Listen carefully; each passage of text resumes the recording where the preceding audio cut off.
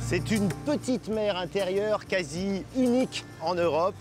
Une pépite d'Aquitaine, célèbre pour sa beauté bien sûr, mais plus encore pour son écosystème si particulier.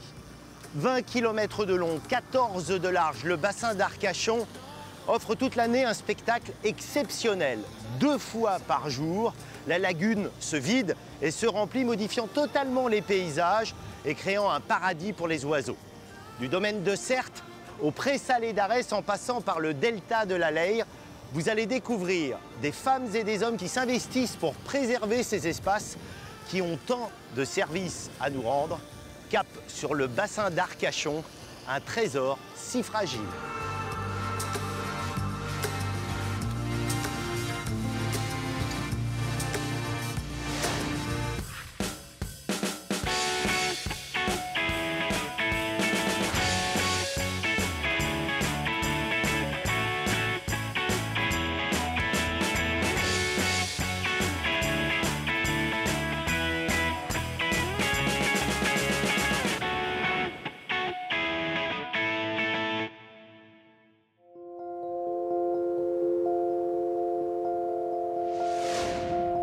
Pour bien connaître le bassin d'Arcachon, il faut laisser de côté les cartes postales, s'éloigner des plages océanes. Car c'est dans sa partie la moins connue du grand public, le fond du bassin, que se trouvent les plus beaux trésors. Nous voici au domaine de Certes, l'un des marais endigués les plus vastes d'Europe. Un espace à la destinée hors du commun.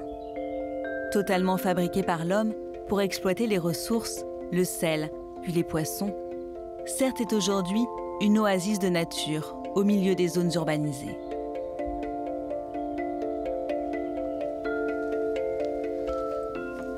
Quelle ambiance, la brume est en train de se lever, le domaine de Certes se réveille et on en est les témoins privilégiés. En fait, ça fourmille de vie autour de nous. Oui. On devient vite, en fait, quand on s'intéresse aux oiseaux, on devient vite un peu obligé de se former à l'écoute des chants parce qu'il y a beaucoup d'espèces qui sont très discrètes à observer. Donc du coup, il n'y a que par le moyen du chant qu'on peut les écouter. Quelle est l'origine de ce domaine ? Ah oui, alors, ce site, il a une histoire particulière puisqu'il a été aménagé donc, à partir du XVIIIe siècle, à l'époque pour créer des marais salants. Bon, il faut imaginer qu'aujourd'hui, il y a une ceinture de plus de 15 km de digues, mais que ces digues, elles n'ont pas été faites en quelques années. Il a fallu plus d'un siècle en fait, pour arriver à l'aménagement qu'on a aujourd'hui. Il y avait une île, l'île de Bran, qui se trouve derrière nous, donc qui a été endiguée. Puis il y avait la partie continentale sur laquelle on a détourné les ruisseaux au fur et à mesure des années et de l'évolution du site de la saliculture vers la pisciculture. On a scindé les 2 espaces pour créer cette unité aujourd'hui de 530 hectares.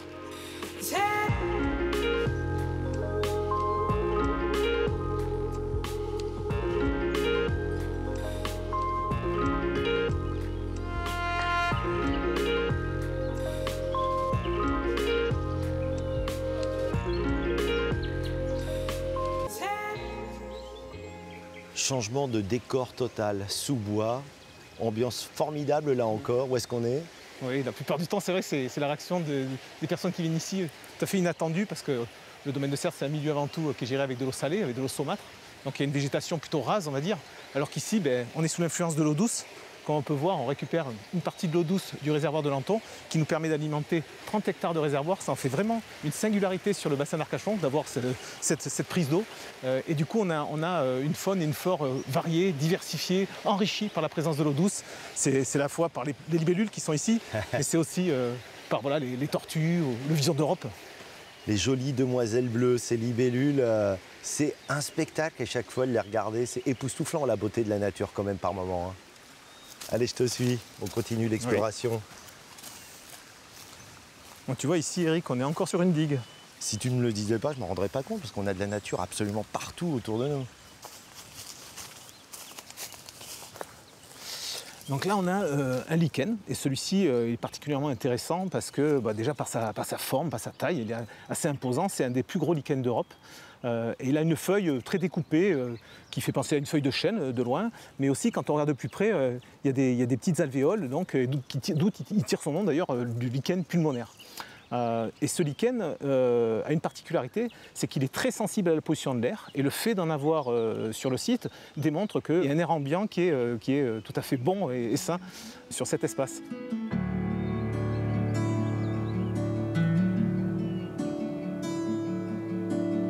En achetant le domaine en 1984, le Conservatoire du littoral a sauvé ces espaces d'une probable urbanisation. Géré par le département de la Gironde, CERT accueille gratuitement 130 000 visiteurs chaque année. Le spectacle est garanti.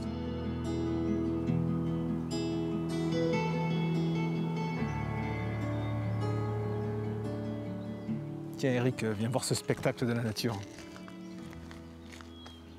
Incroyable. Il y en a partout. Ouais. C'est une héronnière, il y a à peu près 60 nids de hérons en ce moment là, occupés sur le site, dont 10 couples de aigrettes garzettes. Il faut savoir que les aigrettes garzettes, c'est la première année qu'elles nichent sur le site. Et les hérons cendrés, c'est pas si vieux que ça, puisque les premiers couples nicheurs sont apparus en 2004, alors que le site appartient au Conservatoire littoral depuis les années 80, fin des années 80. Donc il a fallu beaucoup de temps pour que les oiseaux s'habituent et confiance en nous, confiance en la gestion, confiance parce qu'on leur offre une zone de quiétude pour s'installer sur le site et s'y reproduire. Sur l'ensemble du domaine, tu as une idée du nombre d'oiseaux qu'il y a, du nombre de variétés? Sur CERT, il y a à peu près 150 espèces qui annuellement utilisent le site, soit en migration uniquement, certains oiseaux, soit pour s'y reproduire, soit certains sont sédentaires, quoi. Donc c'est vraiment des lieux qui sont indispensables pour ces oiseaux, parce que tous ces limicoles-là sont des oiseaux migrateurs, des grands migrateurs. Et le bassin d'Arcachon donc, est une halte nourricière très importante pour eux.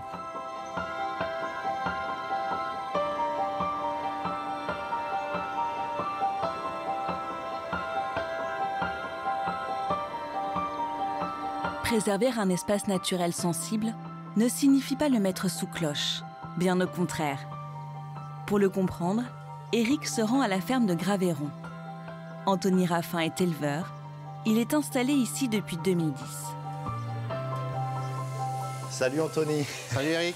Gros travail, c'est séance coiffeur pour tes brebis? Oui, aujourd'hui j'ai dit à Thibaut de venir tondre mes brebis. Donc j'ai 200 brebis en tout, mais j'ai 100 basco-béarnaises et j'ai 100 tarasconnaises qui sont sur le domaine de CERT et Graveyron.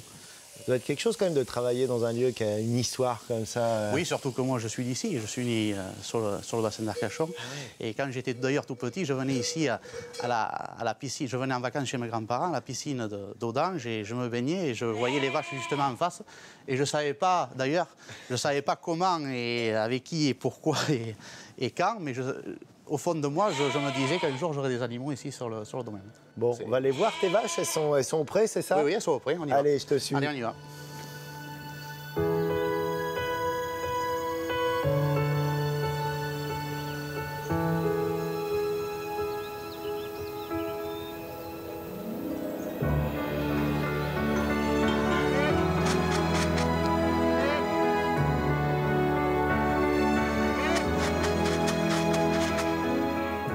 Comment elles te regardent. Ouais, elles sentent que c'est pas normal. Mais pourquoi on revient? Je prends pour un jambon. Ça va pour les... Ouais. Pose-toi. Fais de la place.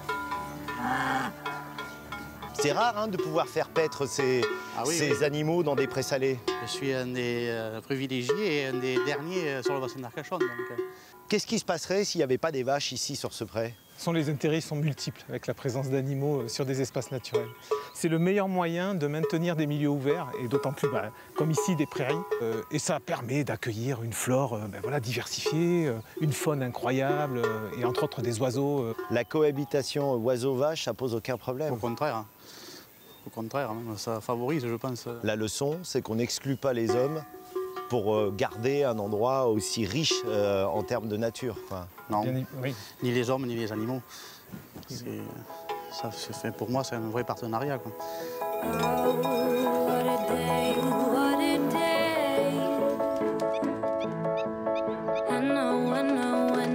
Pour percer les secrets de la richesse du bassin d'Arcachon, il ne faut pas hésiter à s'aventurer à l'intérieur des terres. Afin de mieux comprendre comment fonctionne cet écosystème si particulier, Philippe Brett, naturaliste, emmène Eric pour une descente de la Leyre ce cours d'eau qui alimente le bassin en eau douce. La Leyre, elle prend sa source environ à 80 km d'ici. Ah, attention, tout le monde se trompe avec ça. C'est pas 80 km d'ici. C'est combien alors? Oh, bien plus, un peu plus d'une centaine de kilomètres. Et puis, elle traverse tout le parc naturel des Landes de Gascogne, qui est articulé sur le cours d'eau et ses affluents, tout le bassin versant, pour arriver ici, dans la zone du delta, entre Biganos et Le Teche. Donc on a, ici, c'est la réception de toutes les eaux douces qui viennent depuis tout le plateau landais. Elle est douce. Elle est franchement douce. Je te confirme. Alors tout à l'heure, tu vas voir, elle sera franchement beaucoup plus salée. C'est un endroit assez étonnant en termes de vision. C'est l'Amazonie, souvent on dit. Alors moi, je suis assez chauvin. Ce cours d'eau, il n'est pas tout à fait pareil que les autres. Donc on ne compare pas. On va dire, ça peut ressembler. Il y en a qui disent c'est la mangrove, mais la mangrove, c'est pas ça encore, tu vois. C'est la Leyre. C'est la laine. Moi, je préfère ça, vraiment. Et on en est fiers. Et on en est fiers. Voilà, et là, tu vas voir, ça va être beaucoup plus étroit. Et ici, on est au tout début du delta, ce qu'on appelle l'apex du delta. Donc, c'est pas un affluent, c'est vraiment une séparation des eaux ici. Donc, on passe à peu près de 1/5 à 4/5 au niveau du volume et du débit, tu vois. Quelle vision, c'est une rivière d'or là, sur laquelle on passe avec le soleil. C'est trop beau.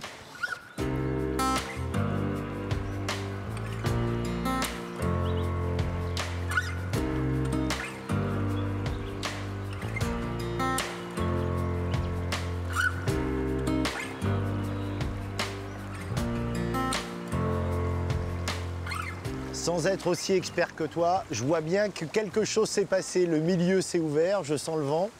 Oui, ben ça, le vent, on va le sentir, hein, parce que là, la marée est bien lancée. Donc ici, gros changement de milieu. On a l'eau douce qui va s'effacer par rapport à l'eau salée de la mer qui vient régulièrement 2 fois par jour inonder cet endroit. Donc petit à petit, la végétation qui ne supporte pas le sel, comme les grands arbres, le chêne, l'aulne, les saules là qu'on avait tout à l'heure sur la partie haute, vont laisser la place à la roselière. Et puis ici, tu vois, c'est un endroit, même si ça s'est ouvert, ça reste quand même très fermé. Tu vois bien qu'on ne peut pas trop facilement partir d'ici. Donc tout d'un coup, la difficulté technique en bateau, c'est plus vraiment d'éviter les obstacles, il n'y en a plus. Ça va consister plutôt à jouer avec le vent, là, comme tu le sens, là, ouais. Certainement, et négocier les courants quand ils ne sont pas tout à fait avec nous.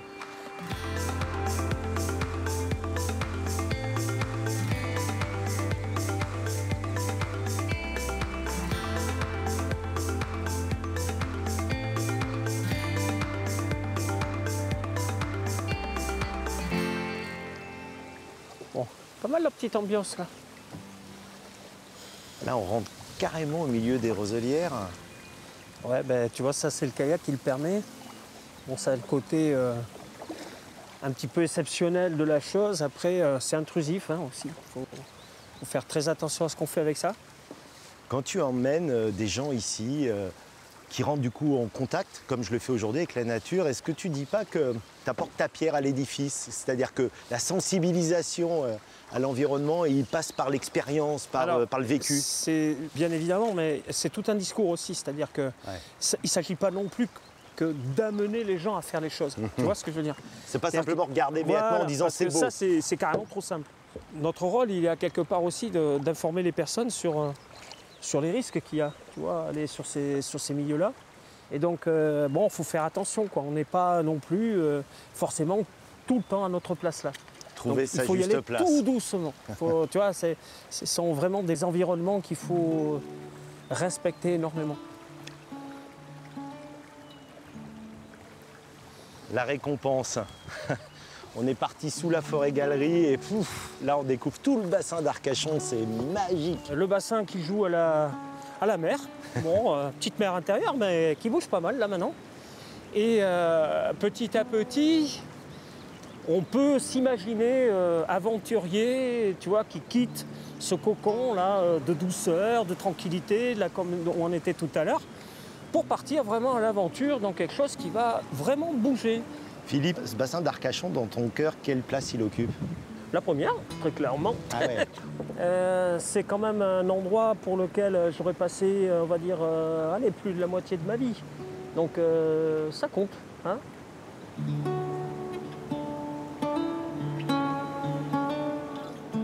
Les activités humaines ont toujours un impact sur l'environnement.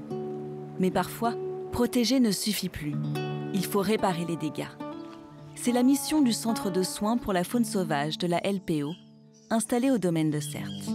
Créé en 2003 lors de la marée noire du Prestige pour sauver les oiseaux mazoutés, ce centre est aujourd'hui l'un des plus importants de France.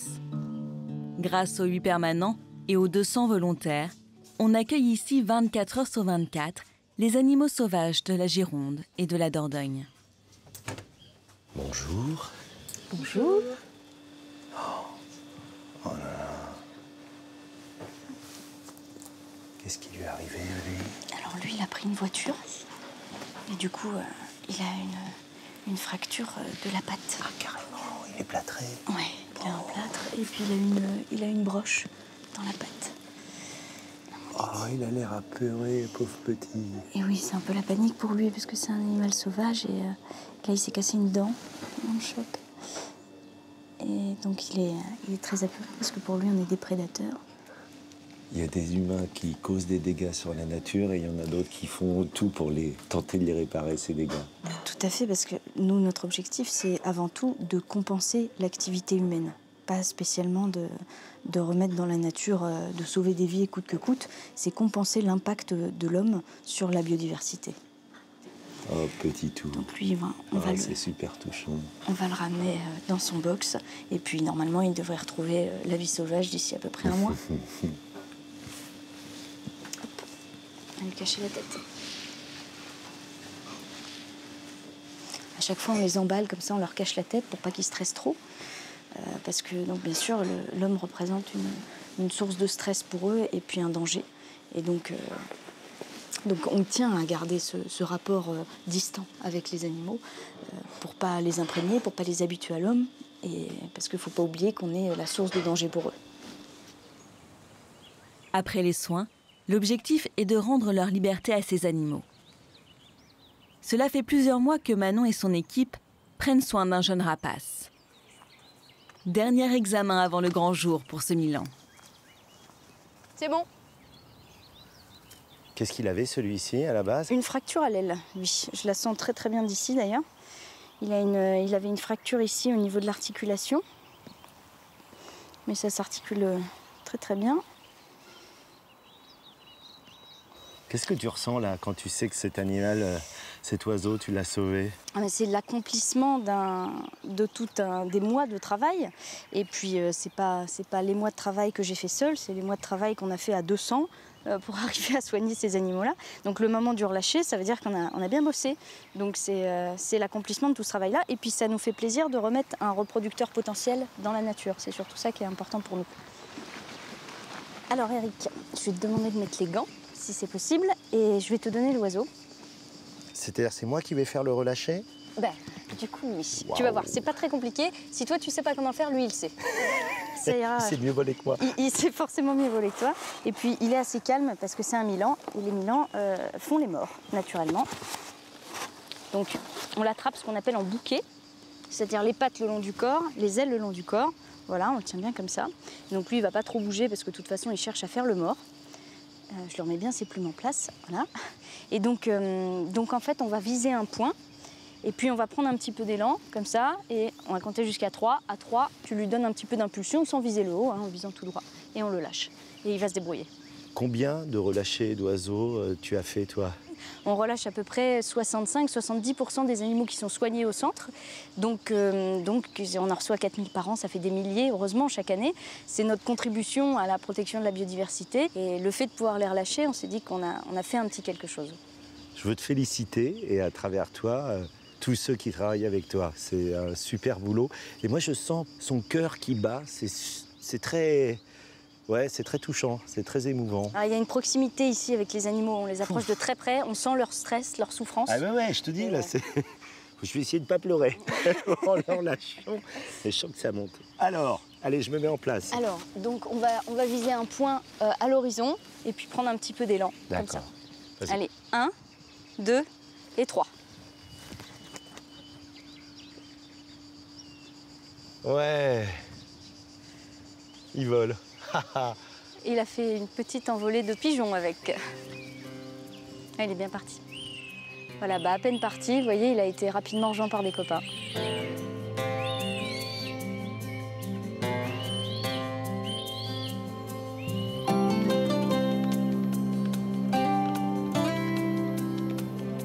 Au cours de leur histoire, les hommes n'ont cessé d'intervenir sur leur environnement, n'hésitant pas à faire disparaître ce qui leur semblait sans intérêt.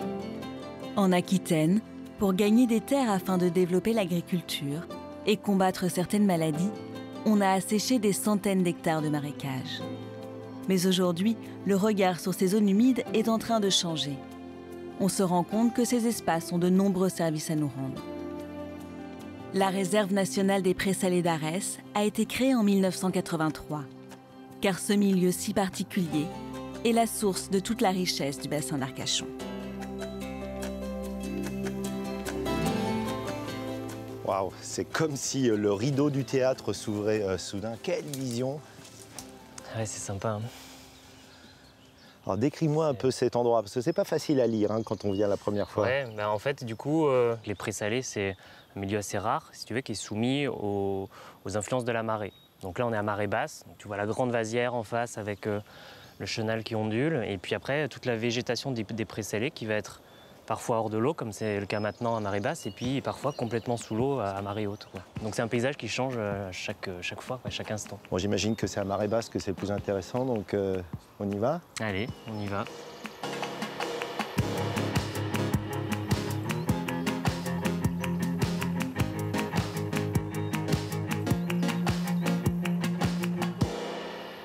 Oh, dis donc, c'est des techniques particulières pour marcher, comment faut s'y prendre? Faut essayer de ne pas s'arrêter déjà.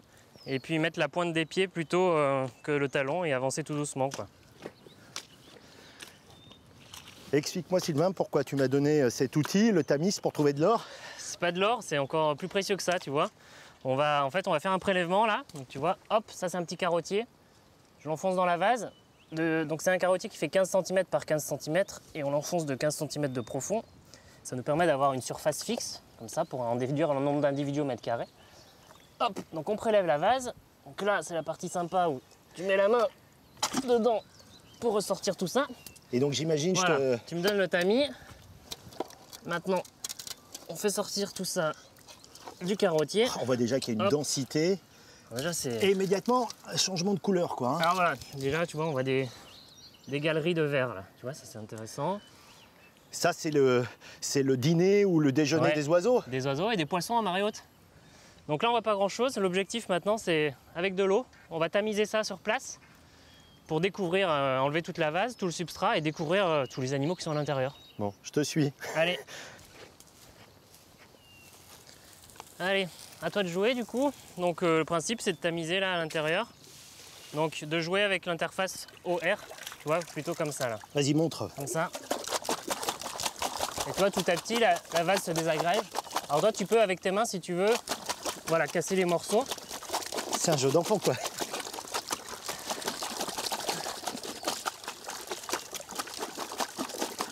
On y voit plus clair. Voilà. Alors, donc, on dirait pas comme ça, mais dans ce tamis là, selon les estimations qu'on a pu faire dans la vasière, on a jusqu'à 20 000 individus au mètre carré. Donc tu vois ici, on a un petit mollusque bivalve, qu'on appelle scrobiculaire, qui est recherché. On a les vers, tu vois, qu'on a vu tout à l'heure, qu'on retrouve là, hein, en grande quantité. Ça, c'est des espèces assez caractéristiques des vasières là, de la réserve et puis aussi du bassin d'Arcachon. Tu vois, j'ai pris un petit flacon là, si tu peux me l'ouvrir. Allez.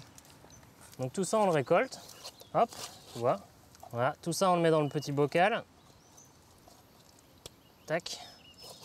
On prélève tout. Et après, on ramène au laboratoire.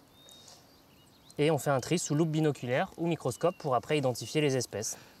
Cet écosystème si particulier du bassin d'Arcachon, la vase, c'est la clé de voûte. C'est ce qui explique tout. Ah oui, ça explique une grande partie des fonctions, en tout cas d'alimentation des oiseaux. Quand on le voit à marée basse, tous les oiseaux sont au milieu du bassin en train de s'alimenter, alors que ce soit les austères, que ce soit la faune animale dans la vase. Donc elles n'ont pas la vie facile parce qu'elles sont prédatées par les oiseaux, les poissons. Mais c'est la base de la chaîne alimentaire et de tout ce qu'on peut voir après sur le bassin et la richesse du bassin d'Arcachon. Donc c'est de l'or pour les animaux, quoi. D'où l'intérêt de préserver ces endroits. Parce que peut-être ça paraît insignifiant voilà, aux Kidam qui se disent ouais, c'est pas facile à marcher ici. Mais s'il n'y a pas ça, il n'y a pas les oiseaux, il n'y a pas le bassin, il n'y a pas tout ce qui nous émerveille. Exactement, tout est lié et c'est l'importance de ces secteurs. Et en plus, ils sont agréables à regarder. Ah là, je dois te dire que merci parce que conclure cette émission en ayant ce paysage devant nous, pas si connu que ça du grand public. C'est sûr, c'est assez un cadre un peu privilégié et encore un peu secret. Donc on en profite.